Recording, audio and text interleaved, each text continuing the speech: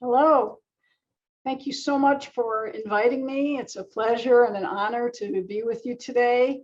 What I'm going to do is show you a short presentation and talk about my view of why I'm actually quite optimistic that we can solve the climate change crisis.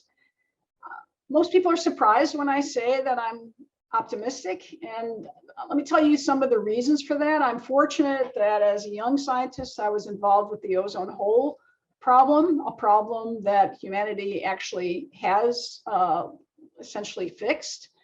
We stopped producing the chemicals that caused the ozone hole, and the ozone hole is on the path to recovery, which is really very exciting. It's not the only problem we've ever fixed. Los Angeles used to have a terrible smog problem, worse than Beijing's. That's been tremendously improved. And part of the reason for it was activism by people, such as these women who were protesting at a public hearing. We also did a tremendous job on getting leaded gasoline out. And in fact, that has now finally been phased out in every country in the world. It's no longer used in any country. That just happened this year, but most countries had phased it out long before. Most countries phased it out by the 80s and 90s. We also phased out DDT, which is a pesticide that lives a long time, and we got rid of that one as well, except for certain medicinal uses like protection against malaria, but we used to use it in incredibly widespread ways. Now, I will say that, and so I think when you look at all these examples, you have to feel inspired that we can effectuate change. It's just so amazing that we solved all these problems, or at least managed them. That's why I put this bit of graffiti on, because I think it's true that we don't always completely solve problems, but we do manage them in a way that the people and the planet can live with. And I think there are 3 P's that play a huge role in determining how well we do that. The first P is the problem personal? The second P is it perceptible? And the third P is, do we have practical solutions? And I'm going to argue that we're beginning to see that for climate change big time in all 3 of my P's. I'm also going to argue that there's other things that are very important. Science is one of them, but public engagement, I think, is much more important than people give it credit for. Engineering is also quite important. Economics, policies, and innovation, all of those have to come together correctly, but nothing happens without the 3 Ps. So I just want to show you a few interesting science results. A couple from one from my own work with my former student Megan Lickley. What we did was to look at the change in aridity globally by 2100 if we continue to emit carbon dioxide at the kind of rates that we are right now. And it's pretty frightening to see that the many parts of the world are expected to become much more arid, changes in aridity of 10, 20, 30%.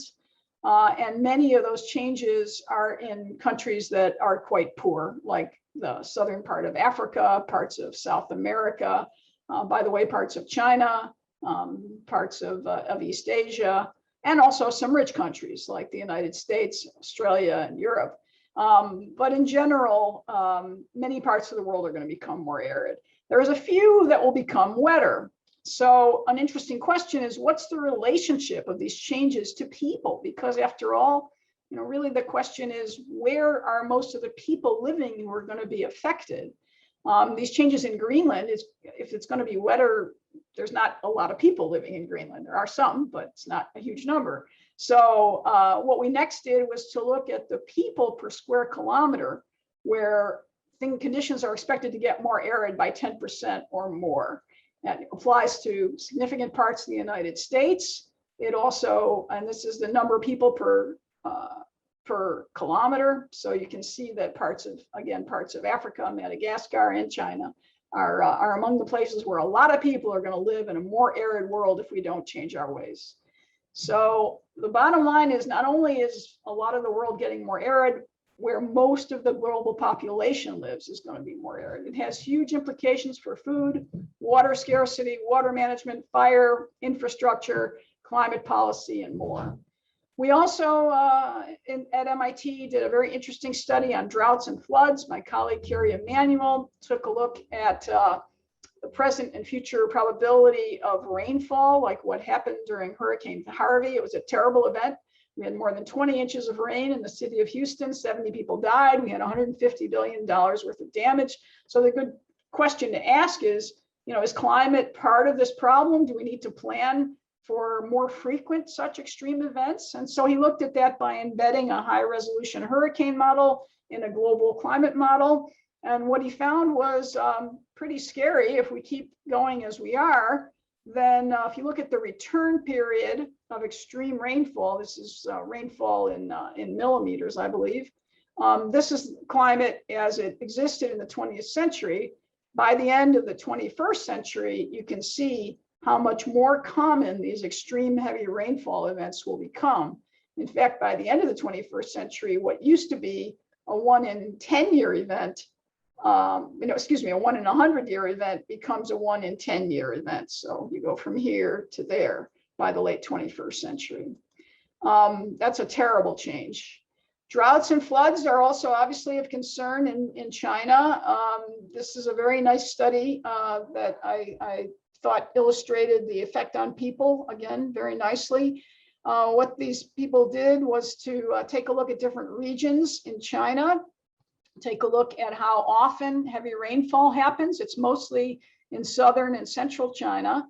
And then how does it respond to warming? Well, it changes by something like 5 to 10% per degree Kelvin. So if we were to go to a 3-degree global warming, these are the changes in heavy rainfall that you would expect to see, and they're quite substantial. And of course, it only gets worse if we go to 4 degrees. This is the difference between 3 degrees and stopping at 1.5, which, as you know, is a goal of the Paris Agreement.